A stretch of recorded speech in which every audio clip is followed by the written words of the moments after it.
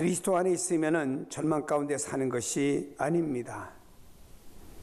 나를 앞세워 살던 옛사람의 삶은 끝나고 그리스도 안에서 시작되는 새 사람의 새 인생이 펼쳐지는 겁니다.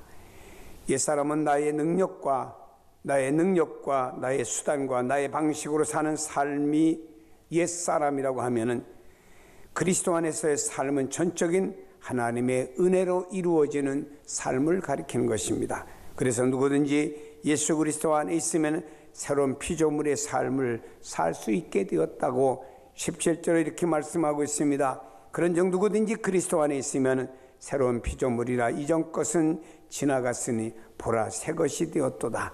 여기 새 것이라고 하는 말은 헬라어 원어의 카이노스라고 하는 말인데 질적인 새로움을 의미하는 말입니다. 하나님은 우리의 낡은 채로 두기를 원하지 아니했습니다. 시간적으로 새롭게 다시 과거로 돌아갈 수는 없습니다. 그러나 질적으로는 얼마든지 우리가 새롭게 될 수가 있다고 하는 것입니다. 예수 믿는 사람은 새로운 피조물이라고 말씀합니다. 다른 번역에 보니까는 이 말씀을 새로운 피조물은 새로운 존재로 번역하는 것을 보았습니다. 예수를 믿어도 겉으로 보면은 별로 달라 보이는 것이 없습니다. 얼굴 모양도 그대로 있습니다. 가족 관계도 그대로 있습니다. 직업도 그대로 있고 성품도 그대로 있습니다. 막 크게 달라진 건 아무것도 없습니다. 그런데 새 피조물이 되었다라고 하는 것입니다. 무엇이 변했다고 하는 의미를 말하는 것입니까? 예수 그리스도를 믿는 사람과 믿지 않는 사람의 차이가 무엇인가요? 예수 그리스도 안에 있으면 새로운 존재가 되었다고 하는 것은 구체적으로 무엇을 의미하는 것입니까? 그 중에 하나는 삶의 주인이 바뀌었다고 하는 것입니다. 종교개혁자 마틴 루터가 하루는 한 성도가 찾아와서 그에게 물었습니다. 어떻게 하면 사탄의 많은 시험을 이길 수가 있겠습니까? 라고 루터에게 물었습니다. 그때 루터는 이렇게 대답을 했습니다. 나도 사탄이 자주 와서 마음의 문을 두드립니다. 그리고 문을 열어달라고 소리칩니다. 그럴 때마다 내 마음의 주인이 되시는 예수님이 내 문을 열고 나가십니다. 그리고 나서 사탄에게 이렇게 말합니다. 이 집에는 루터가 살고 있지 않습니다. 잘못 찾아온 것 같소 라고 말한 마귀가 다시 말합니다. 아닙니다. 이 집은 루터의 집입니다. 그때 예수님이 말씀을 합니다. 아닙니다. 이 집의 주인은 납니다. 예수인 내가 이 집의 주인입니다. 그때 사탄은 놀라서 도망을 간다는 이야기를 했습니다. 내가 주인 노릇하면은 사탄이 나를 건드립니다. 내가 주인 노릇하면 마귀가 나를 건드립니다. 그러나 내 안에 계신 예수님께서 이 집의 주인은 예수요 라고 하면은 사탄은 한 길로 왔다가 7길로 도망가는 역사가 일어나게 됩니다. 14절에 우리에게 말합니다. 우리가 생각하건대 한 사람이 모든 사람을 대신하여 죽었은즉 모든 사람은 죽은 것이라고 그랬습니다. 나의 옛사람은 내가 예수 믿기 전에 나의 모든 옛사람은 예수님이 십자가 달려 죽으실 때 그 안에서 나도 함께 죽은 겁니다. 그리고 그리스도 안에서 새로운 존재, 새로운 삶이 시작된 거예요. 그리스도 안에 라는 말은 엔 크리스토라는 말이죠. 구체적으로 이런 말입니다. 우리가 깊은 산속에 들어가 맑은 공기가 우리 가슴 속에 들어와서 상쾌하게 만들어줍니다. 이때 여러분들은 이렇게 생각하죠. 내가 산속에 들어갔더니 맑은 공기가 내 입을 통해서 내 안에 들어왔다고 생각합니다. 아닙니다.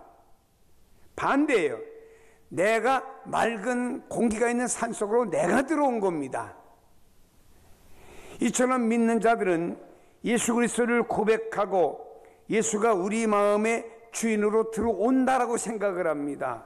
하지만 예수 그리스도를 고백하면 예수가 주인이 되어 움직이는 그분 세계로 내가 들어간 거예요. 주님이 내 속에 들어온 것이 아니고 내가 그분 세계로 내가 들어간 것이라는 사실을 우리는 기억해야 될 줄로 믿습니다. 그렇습니다, 여러분. 성경은 이에 대해서 골로새서 1장 13절에 말씀하기를 그가 우리를 흑암의 권세에서 건져내사 그의 사랑의 아들의 나라로 옮기셨으니 그의 아들 안에서 우리가 속량꽃의 삶을 얻었도다라고 말씀하고 있습니다. 아들의 나라, 예수님이 주인된 나라로 우리를 옮긴 것이 구원의 본질이다 이 말입니다. 그리고 예수님이 주인된 나라는 사랑과 은혜로 움직이는 나라라고 우리에게 말씀하고 있습니다.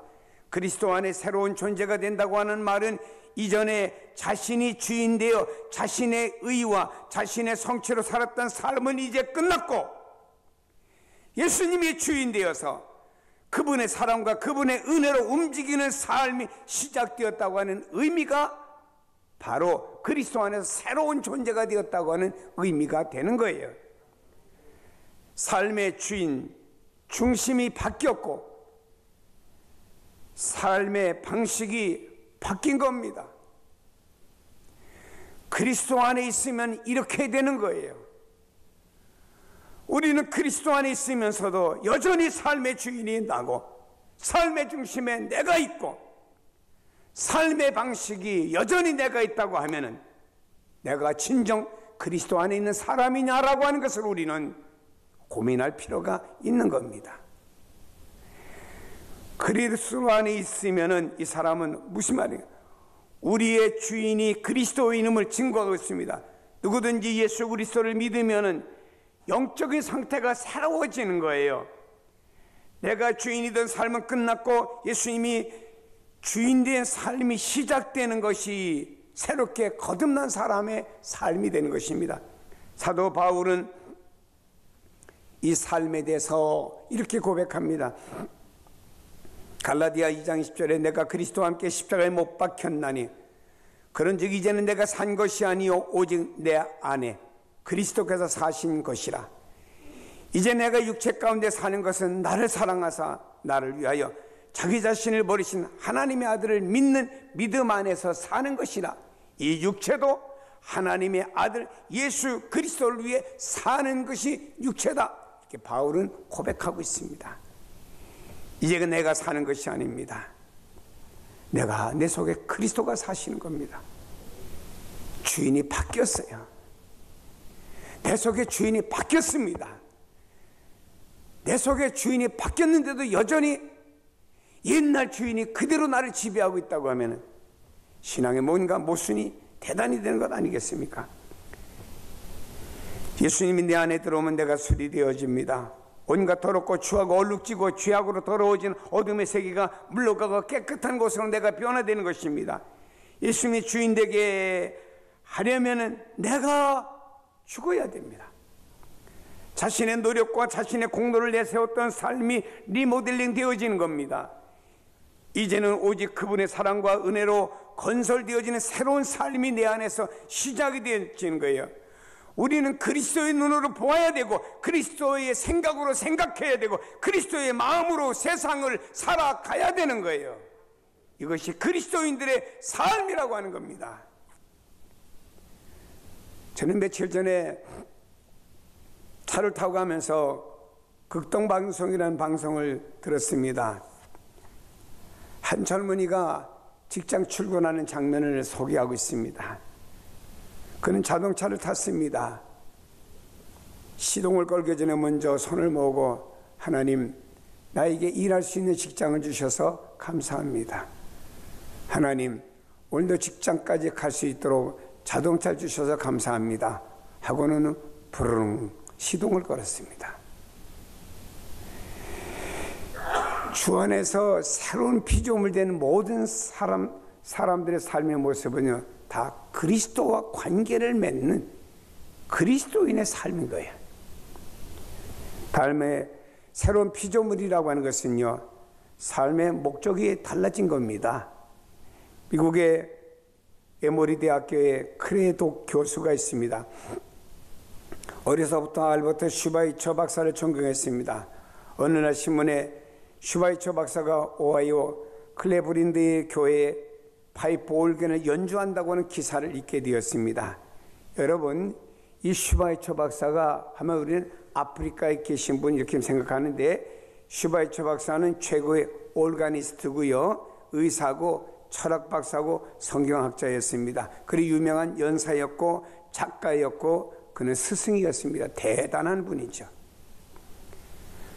크레독이 연주를 관람했습니다. 연주를 마친 후에 친교실의 슈바이처 박사와 잠깐의 만남의 기회를 갖게 되었습니다.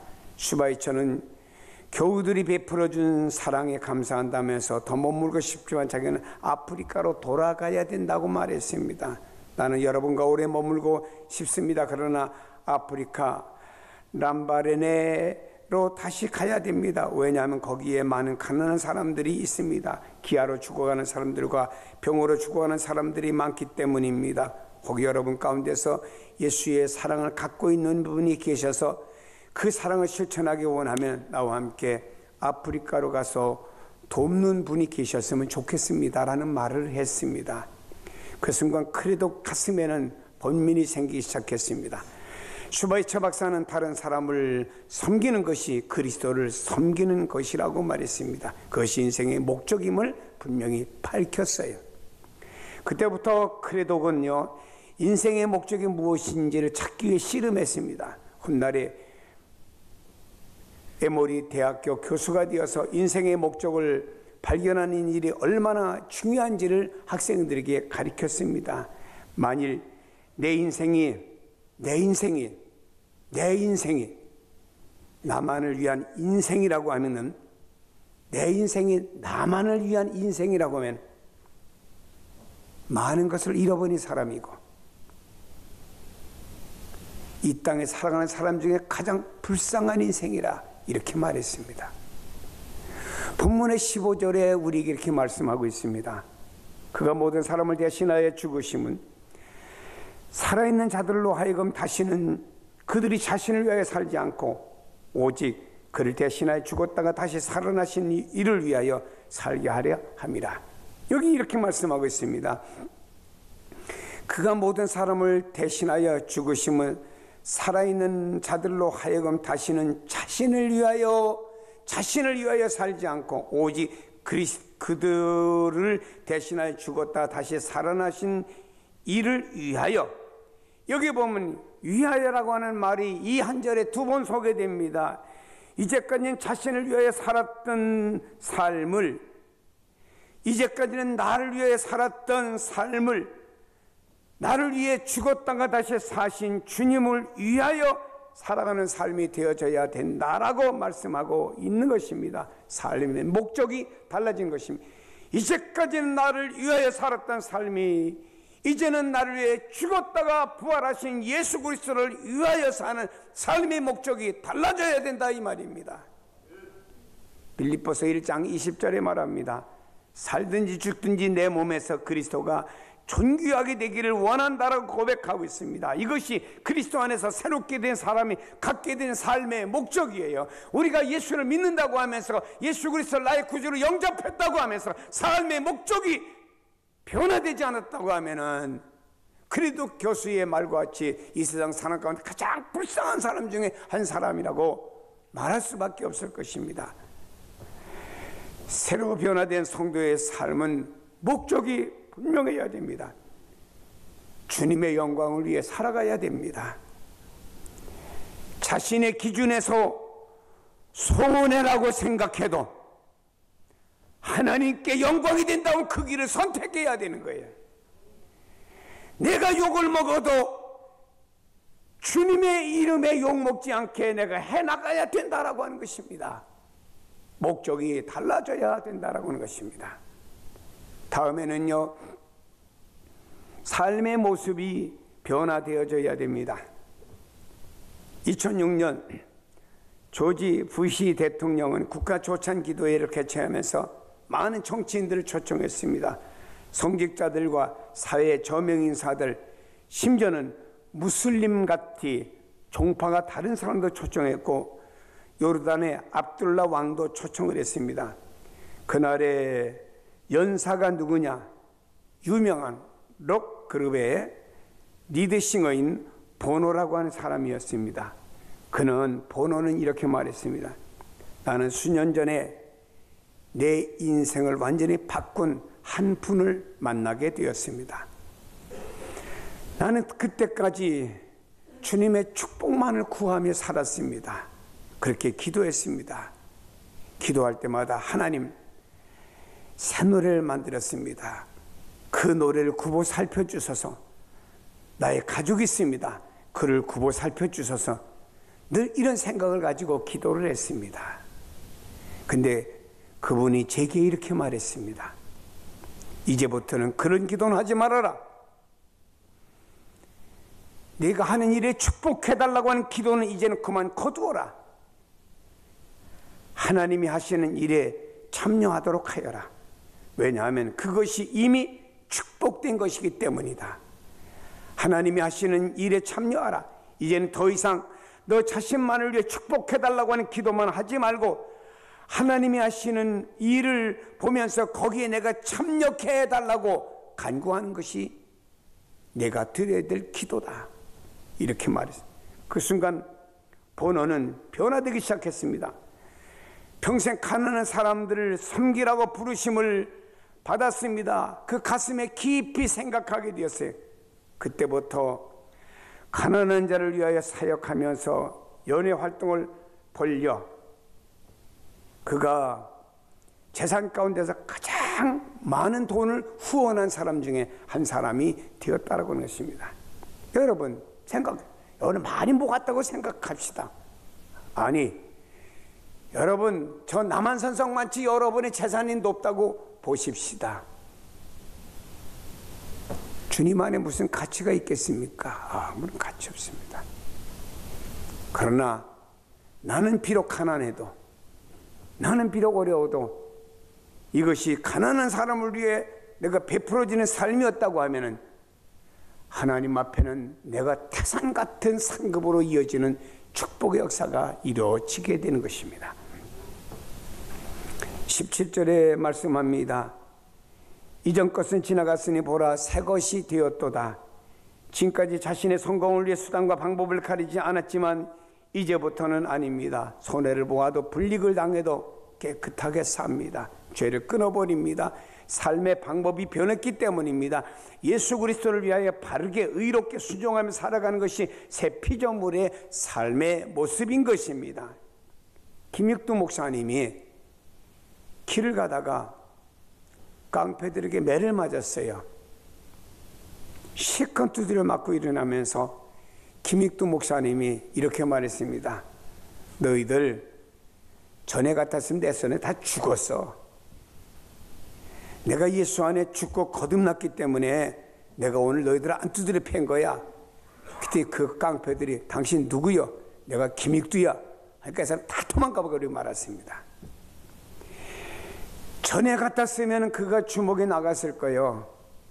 그러나 이제 김익두의 삶은 자기가 두드려 맞을 망정이라도 자기 손을 쓰지 않는 사람으로 바뀌어져 버린 거예요. 삶이 변화돼 버린 겁니다. 술을 많이 먹는 술꾼이 있어요. 물론 이분이 예수 믿는 사람은 아닌데 의사가 당신 계속 술 먹으면은 당신 일찍 죽소. 그 순간부터 그렇게 많이 먹던 술을 뚝 끊어버리더라고요. 의사의 말 한마디에 거듭나고 변화됩니다. 세상의 의사의 말에도 변화가 되는데 주님의 말씀 앞에 변화되지 못하는 그리스도인이 그리스도인이라고 말할 수가 있겠습니까, 여러분? 성경에 보면요, 야곱이라는 사람은 아주 간사하고 사기꾼이고 인간의 자기 목적 지향적이고 못된 사람이었습니다. 그러나 그가 약복강 강가에서 그가 기도하면서 다 내려놓고 포기하고 오직 주님만 붙잡게 된 거예요. 그랬더니 야곱이 내 이름이 무엇이냐? 야곱입니다. 이제부터 다시는 야곱이라고 하지 말아라. 이스라엘이라고 해라. 변화 거듭나는 역사가 일어나게 되었다라고 하는 것입니다. 우리는 말만 거듭나고 우리는 예수 안에서 거듭났다고 표로 말을 하면서 우리의 삶은 변화가 되지 않았습니다. 우리의 목적도 변화가 되지 않았습니다. 우리의 삶의 내용도 변화가 되지 않았다면 내가 무슨 그리스도인이요? 회칠한 무덤이죠. 우리 이게 이런 변화가 없는 온전한 피조물이란 있을 수가 없는 것입니다. 변화가 일어나야 됩니다. 저는 가만히 그리스도인들이 주일날에 모여서 대화하는 것을 봅니다. 그룹 모여서 대화하는 걸 봅니다. 솔직한 표현할게요. 예수 냄새 안 납니다.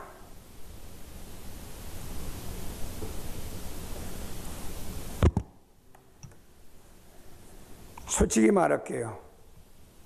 예수님 말 없습니다. 솔직히 말할게요.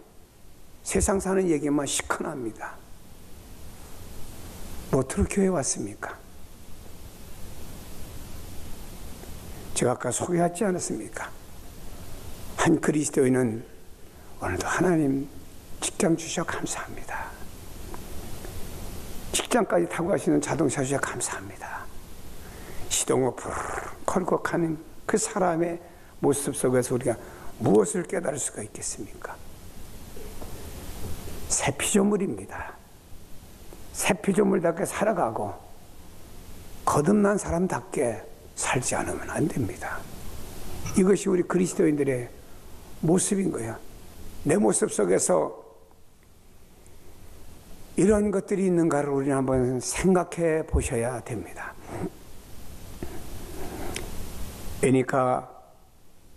엔나 페니카라는 사람은 백내장으로 인해서 시각장애인으로 태어났습니다. 1981년 10월 로스앤젤레스 주스타인 안과에서 패틱 박사에게 그녀의 왼쪽 눈 백내장을 제거해 버렸습니다. 야, 앞을 못 보던 사람이 앞을 보는 거예요. 운전면허 시험에 합격했습니다. 그동안 못했던 일을 다 하기 시작했습니다. 근데 수술한 다음에 안타까운 소식을 듣게 된 거예요. 이분이 1981년에 수술했는데 이미 이 수술을 교정하는 방법은 1940년에 나와서 시행된 거예요. 다시 말해 이분은 40년 전에 눈을 뜰 수 있는 것을 40년 후에 눈을 뜬 거예요. 우리도 그리스도 안에 거하지만 새로운 존재가 될 수 있는데 아직까지 영적인 눈은요 시각장애인이 되어가지고 영적인 눈은 어두운 가운데 우리가 있다라고 하는 겁니다. 우리가 모두가 다 그리스도 안에서 그리스도의 은혜로 새로운 존재로 우리는 거듭나야 됩니다. 주일이 바뀌어야 됩니다. 목적이 좀 바뀌어야 됩니다. 삶이 변화가 되어져야 됩니다. 여전히 여러분들의 삶에서는요 냄새가 나요. 계속 누굴 미워하고 증오하고 그냥 안 해요. 자기 율법 속에서. 이게 얼마나 가증된 겁니까 우리가. 다 내려놓으세요. 다 내려놓으세요. 다 내려놓으세요. 새로운 존재로 거듭나세요. 그러고 나서 우리 주인이 내가 아니고 마귀가 와서 나에게 문을 두드리면은 내 마음문이 열립니다. 내가 나가니까 싸움도 하고 미워도 하고 증오도 하지요. 내 마음을 열고 주님이 나가서 이 집의 주인 바뀌었어. 그럼 이 집 주인 누구요? 마귀가 묻습니다. 이 집 주는 나 예수요. 주인이 바뀌어야겠죠. 지난날에 내 생각과 내 뜻과 내 방법이 목적이었습니다. 이제는 좀 목적이 바뀌어야 새 피조물 아닙니까? 우리의 삶의 속에서 그리스도의 냄새가 나야 되고 그리스도의 빛이 드러나야 될 것 아닙니까? 그래서 예수 그리스도 안에서 언제나 새로운 존재로 살아가면은요, 여러분 말씀드립니다. 진짜 이렇게 새로운 존재로 살아면 뭘 먹을까, 무엇을 마실까, 어떻게 살아갈까 염려하지 않아도 하나님이 여러분의 인생을 책임져 줍니다. 여러분이 여러분 인생을 책임지려고 하니까 아직까지 나는 40년 전에 수술해서 앞을 볼 수 있는데 40년 후에 수술해서 40년 동안 보지 못했던 것 같이 아직까지 나는 그냥 거듭나지 못함으로 인해서 그냥 그 어둠 속에서 헤매는, 내가 삶의 주인이 돼서 헤매는 사람이 되고 있다고 하는 것입니다. 사랑하는 여러분, 우리 그리스도 안에서 새로운 피조물 되었습니다. 피조물답게 변화되어 살아가는 여러분 되시기를 주의 이름으로 축복합니다.